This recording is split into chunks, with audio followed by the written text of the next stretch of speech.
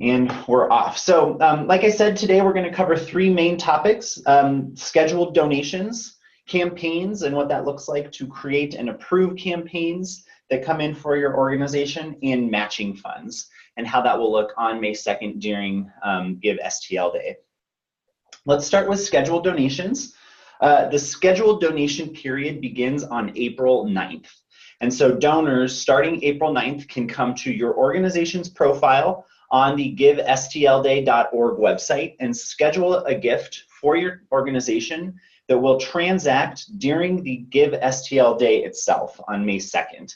Generally, what we do is we queue up all of those scheduled donations and then start running them in batches in the wee hours of the morning on May 2nd, so that those scheduled gifts start to contribute to your overall organization's total raised, and show on the respective tickers and leaderboards that will be active on Give STL Day.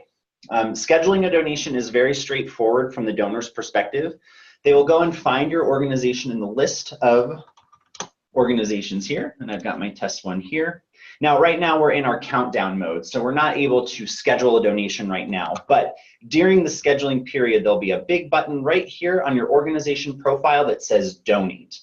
When the donor clicks that button, they'll be moving through the donation form and have the opportunity to schedule a gift. One of the questions we'll be asking is, what type of donation is this? And they'll select a scheduled donation. No money will actually transact at that time. Like I said, we're queuing up all of the donations that have been scheduled in advance of the giving event, and we'll transact them on May 2nd. So the system is very clear about that. We're very clear that there's no money actually changing hands today. This is just a pledge, so to speak.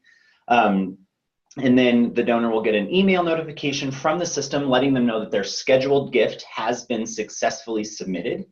And then when we run that scheduled gift on May 2nd, they'll get another email notification that lets them know that their donation has actually processed. And that email will serve as their donation receipt. So very crystal clear from the donor's perspective in terms of the communication that is system generated. You're more than welcome to reach out to those donors, and let me show you what that looks like here.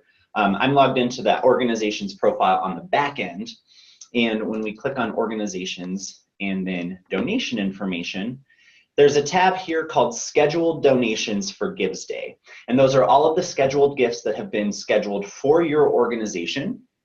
We'll give you some basics of the donor's information, the amount that they've scheduled, their first name, their last name, the date that it was scheduled for. Obviously, that's May 2nd. And then if that donation was made anonymously, you can hover your mouse over this drop down here to show or hide additional pieces of information about that specific scheduled gift. So if you want to do some early donor stewardship and thank your donors in advance of Give STL Day for scheduling their donations, that information will be listed for you here. You can always export this to an Excel file and work with that data set externally from the system if you want to keep track of who you've reached out to, and we strongly encourage that. The more touch points you can have with your donors over the course of all things Give STL Day, the better. So definitely encourage some donor stewardship there. And as I said, as we start to transact these donations in the wee hours of the morning on May 2nd, they're going to fall off of this list and they'll show on your Process Donations tab. And you'll be able to then export this list in terms of both donations that were scheduled and transacted, as well as donations that came in real time during May 2nd for your organization. And again, we show you as much information as we can about the donor and their donation here, so you have a really robust data set that you can work with in terms of that donor outreach and stewardship, again, in advance and post Give STL Day. Now let me see if I've got any questions here. Give me a moment.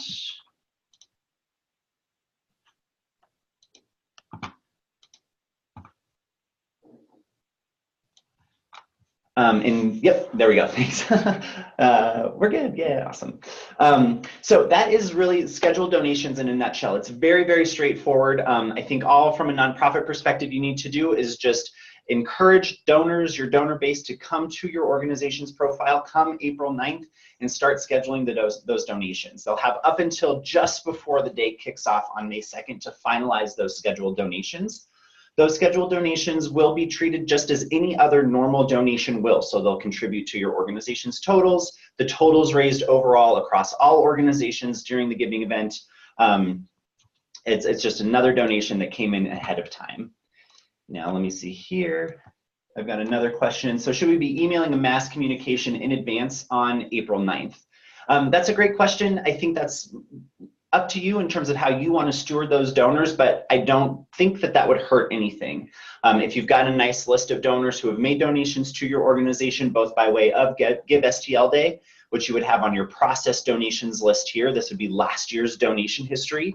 You can always export that out and then get those email addresses for folks who donated, as long as that donation wasn't anonymous. If it was an anonymous donation, we're not giving you any donor-specific information, but any non-anonymous gifts, you'll have a nice history of donations here, which gives you a great mailing list to reach out to. And if you've got external mailing lists from other fundraising efforts that your organization goes through over the course of the year, certainly doesn't hurt to reach out to those folks and let them know that you're participating in Give STL Day, and ask them if they'd be willing to consider scheduling a donation in advance. Certainly couldn't hurt anything. Any other questions that I can answer for you guys on the scheduling period or what that's going to look like for your organization or the donor? If not, we'll move on to some other topics here, but I'll pause just for a second to see if any last questions are coming in around that specific topic. And for my St. Louis team, if there's anything that you want me to cover there, definitely let me know. I'm happy to touch base on anything that you think I might have missed. We do have another question here. When does scheduling donations close? And that'll be just before the Give STL Day kicks off on May 2nd. So it'll go up just until midnight of May 1st, transitioning to May 2nd. They'll have the opportunity to schedule those gifts. If they come to the site anytime after midnight on May 2nd, we'll be in our Gives Day mode. So any donation that's moved through the system at that point will be treated as a real-time gift. It won't be a scheduled donation. All right. Great. Well, if you have any other questions, feel free to chat those over to me, but we'll keep moving forward here in this for the sake of time. The next topic that I want to cover with you guys is this topic of fundraising campaigns. It's a great way for you to engage with certain constituents at your organization. Maybe it's your organization's board, maybe it's your star volunteers or your stellar donors who really who consistently support your organization. A fundraising campaign from the public-facing side, and for the sake of the exercise here, we're going to call those donor campaigns. But again, that can be really anybody who's creating a campaign page from that public interface. That all happens from your organization's profile. Now, the key here from the donor-facing campaigns being created is that your organization has to be live on the givestlday.org website. If it's not live yet, donors don't have the opportunity to create fundraising campaigns on behalf of your organization. So get your organization's profile up as soon as possible so that donors can then come and create campaign pages on behalf of your organization. Now here, we're looking at my test organization's record. And on the right-hand side here, we've got this button in blue that says Create Campaign Page. Now, a donor, and again, for the sake of the exercise, we're calling them donors, but this campaign creator has to have a donor account. And the process by which they create one is super straightforward. I'm already logged in as my donor account, but had I not, and I went to create a campaign page, I'd first be prompted either to log into my donor account if I already had one, having participated in Give STL Day as a donor last year. If not, I have the option to create a new donor account, and actually I can just show you what that looks like here. Give me 1 second. So if they already have a donor account profile, they can log in with those credentials that they've already established. Otherwise, they can create a new profile. Creating a new profile is super straightforward. We're really capturing 4 pieces of information: their first name, their last name, their email address, and their password. And those email addresses and password is what that donor will use to log into the system and manage their fundraising pages, their fundraising campaign pages that they're creating on behalf of your organization. Now, like I said, I already have a email address and a password with a donor account, so I'm going to log in here. Now, once I log into my donor account, I can begin the process of creating my campaign page. And it's pretty straightforward in terms of working with that. It's just filling out this simple form. Now, we're defaulting in the name of the organization that this campaign is being created for, and they'll be prompted to fill out some required fields here. Now, we've got a title, so this is really just the title of your campaign page. Help me support Test Civicor. Help me support the local humane society. Whatever title they want to put there, it's just kind of the headline for their campaign page. Their URL link is a handy way for them to be able to send send their kind of network of folks directly to their campaign page without, excuse me, without having them have to search for them in this big list of campaigns that have been created. So again, just like your organization profile has a direct URL link, which is www.givestlday.org/your organization name, the campaign page creator can do the exact same thing. They can get a direct URL link to their campaign page once it's been approved. Now you'll note here that it can take up to 2 hours for that URL link to turn live. So just keep that in mind once you approve those campaign pages on the back end of the system, that it can take a little bit of time for that URL link to generate and be public facing. But within 2 hours, it'll be live and ready to go. And then that donor who's created this campaign can use that direct link in their outreach, right? So maybe they're posting it to Facebook to say, hey, I'm supporting this organization. Would you consider a donation? Click here if so. That would take whoever clicks on that link to their direct campaign page, put it on Twitter, blast it out in an email, really hone people into that specific page that they're fundraising for. A summary, just a little description of why they're fundraising for your organization.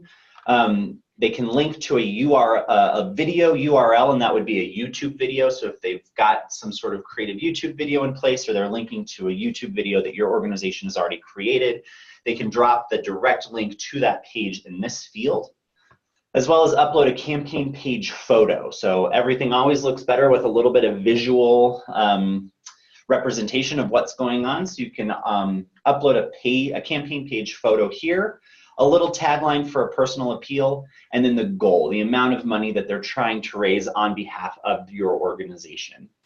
Once the donor has finished all of this, they can either submit campaign page for approval, which will put it into a submitted for review status, or they can save and revisit this campaign page before they're ready to submit that campaign page for approval. But at the end of the day, they do need to submit that campaign page for approval.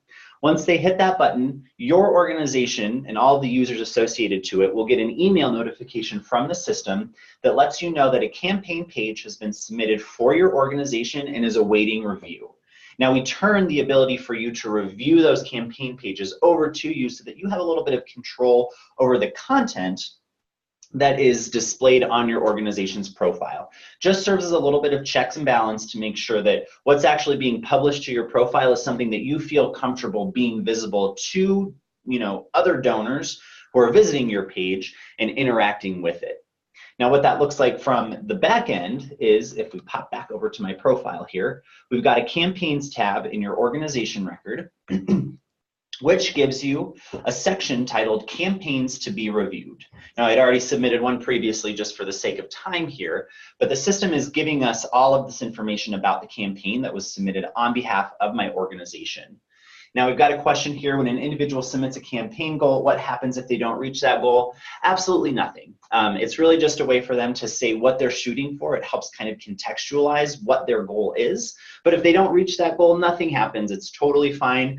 We definitely appreciate the effort in them going and doing this kind of donor outreach on behalf of your organization, but there's no penalty for not reaching that goal. It doesn't really have any impact on the system itself or the success of that donor's campaign page. Now, a couple notes about campaigns that I think are important to know. The start date of that campaign is always the day that the donor created that campaign page. So today's March 15th. I created this one this morning just before the call today. And so the start date defaults to today. If I had created it tomorrow, the start date would default to March 16th, so on and so forth.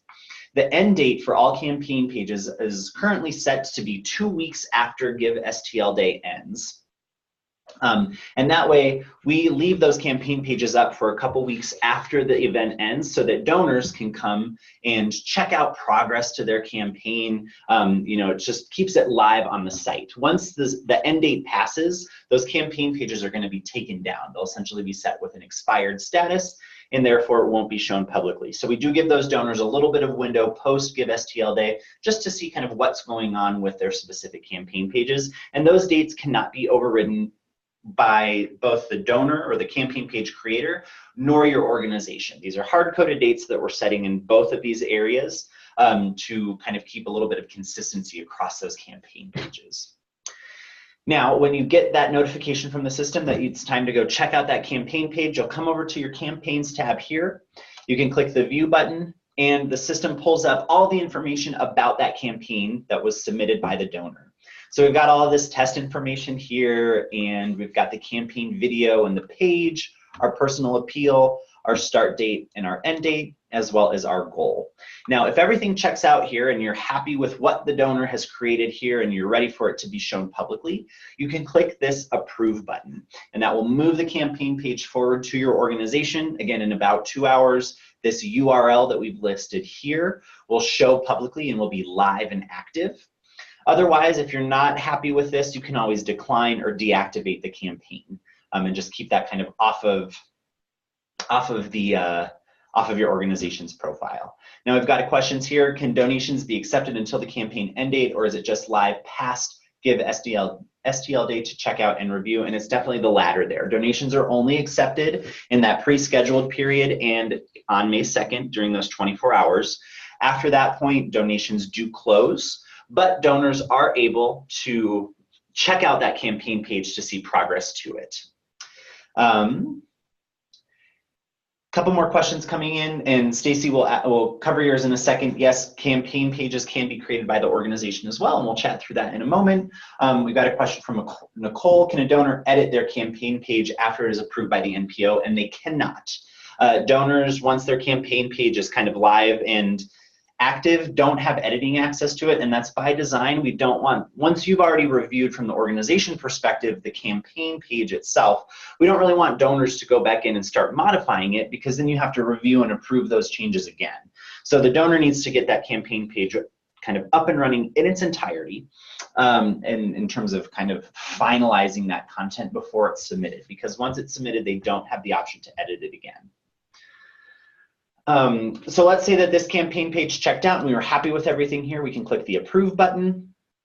The system now moves this to our active campaign section, and it's got a status of approved current with these start and end dates that we already discussed. And if I go back to my organization's record here, I now have a campaign page that's got my campaign information showing here.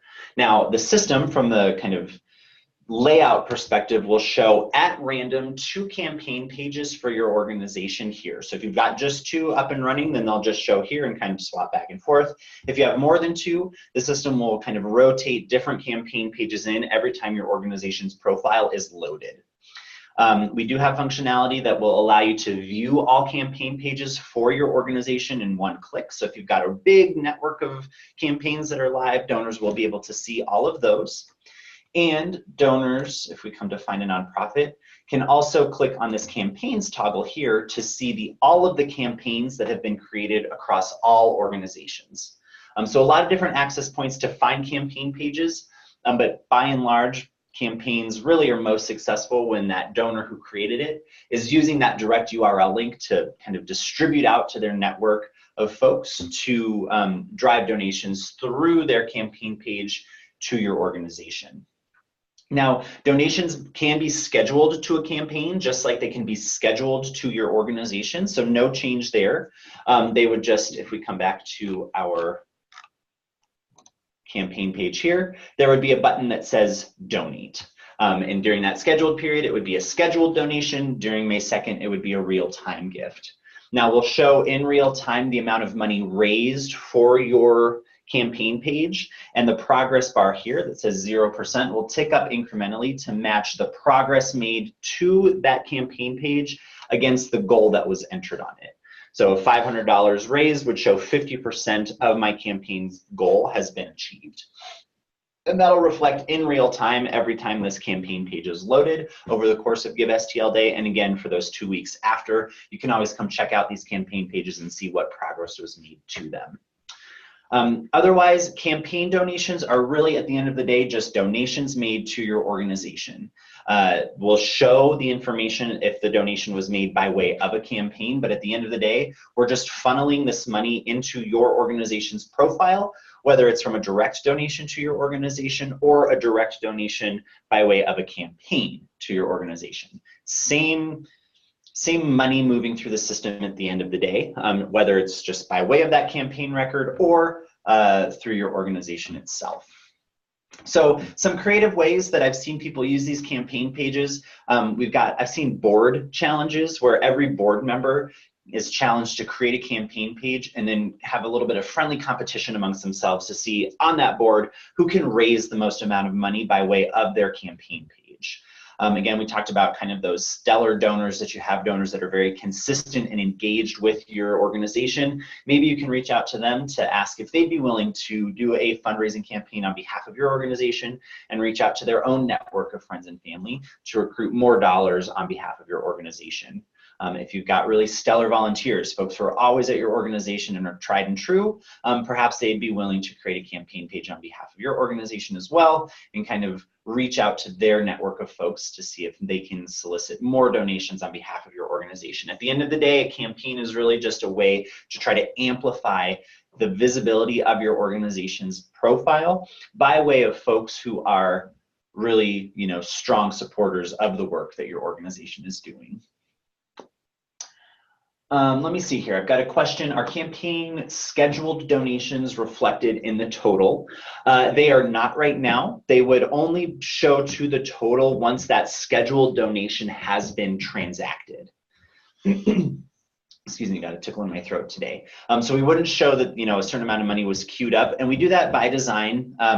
There are opportunities for scheduled donations to not successfully transact. Maybe the card expired. I've seen the card gets entered, but it's expired between the time that the scheduled gift was made and the donation was transacted. So we don't want to give this impression that you're further down the path than we are. We only count true transacted money to these totals. One of the live campaigns shows money raised already. How is that possible? Is that a matching donation? That's a good question. I would have to look at that one more specifically. We do have some testing going on right now, so maybe it's by way of that testing.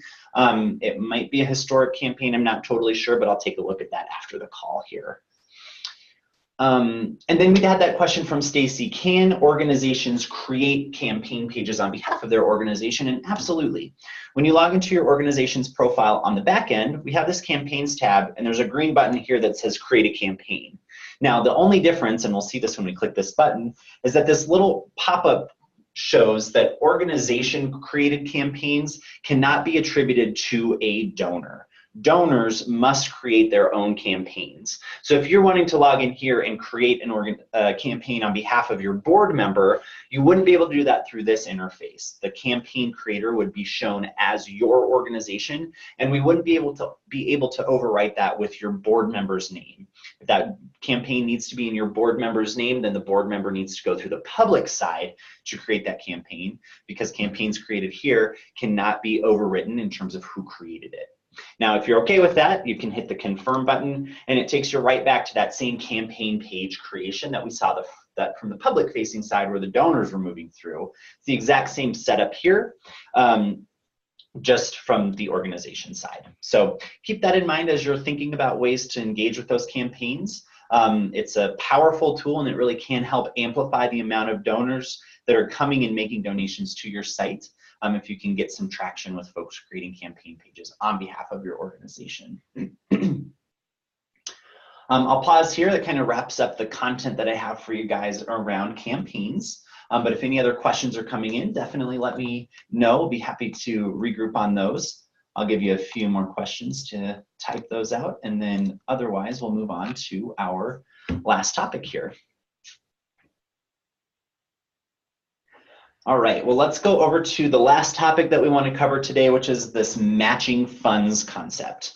Now, matching funds are funds that your organization has secured from other community partners to help amplify and encourage other donations to come in over the course of May 2nd. Now, our system treats all matching funds as dollar for dollar matches. So essentially, if you have a match pool of $1,000, for every dollar that comes in, you're able to essentially attribute $1 from that match pool to the total raised for your organization. Now, on your overview tab, if we scroll down here, there are two questions. Do you have matching funds? The options there are either yes or no. If you choose yes, then you'll be prompted to enter the matching funds that you have set aside for this Gives Day and to enter that amount here.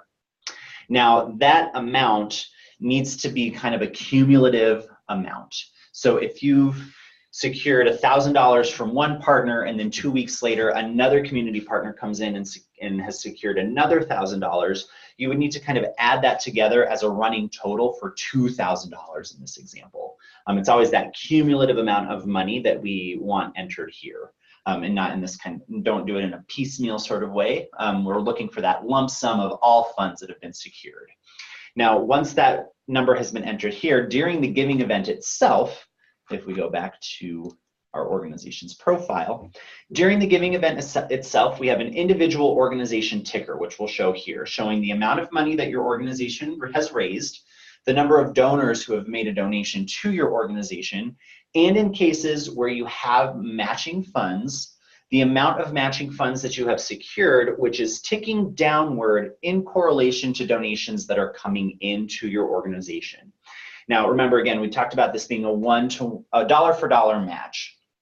So let's say that I've raised $1,000 in matching funds and a donor donates $100 to me.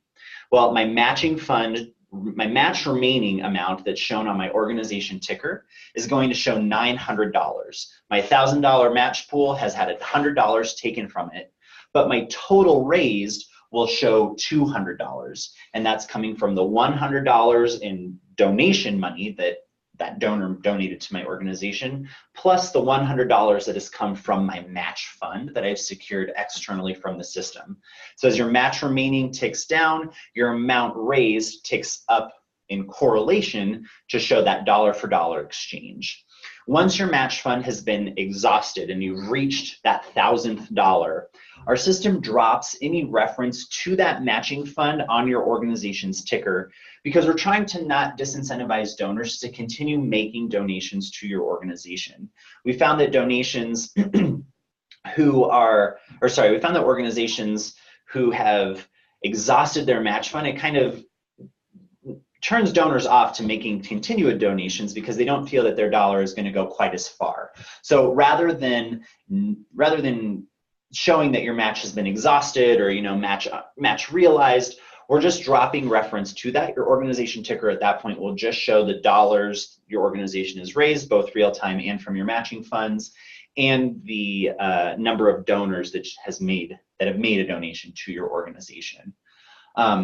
Those dollars do contribute to the ticker overall as well. Again, it's that dollar for dollar concept. So every dollar that comes in gets $2 to the ticker, and it all goes to those overall totals across your organization and your leaderboard. Now, a couple notes about matching donations. The match money does not contribute to any prize winnings that may happen over the course of the day.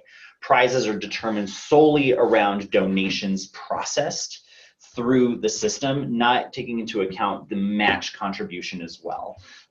So just keep that in mind as you're thinking about how to strategize over the course of the day.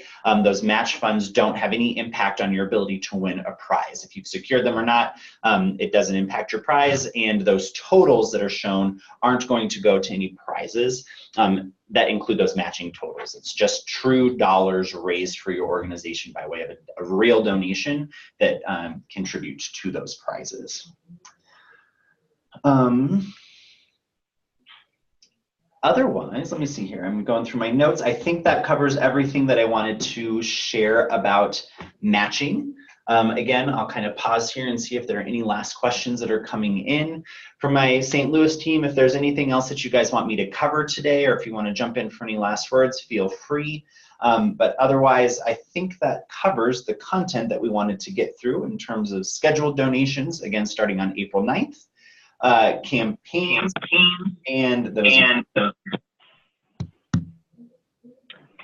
This is Neosha from the Community Foundation. I just wanted to make a note that everyone knows and is aware that pre-scheduled donations do not qualify for prizes. So just keep that in mind as you are creating your strategy. Great, thank you. Let's see here. The individual adding a matching donation, do they give those directly to us or somehow submitting them to you? So I've got a question here from Peggy asking if the individual adding a matching donation, do they give those directly to us or do they somehow submit them to you? Those matching funds that you've secured would be kind of given to your organization externally from the system. The matching is really just a way to kind of move those numbers up in terms of what you've secured. So you would be responsible for going to solicit those actual matching funds from those folks who have contributed them externally from the system.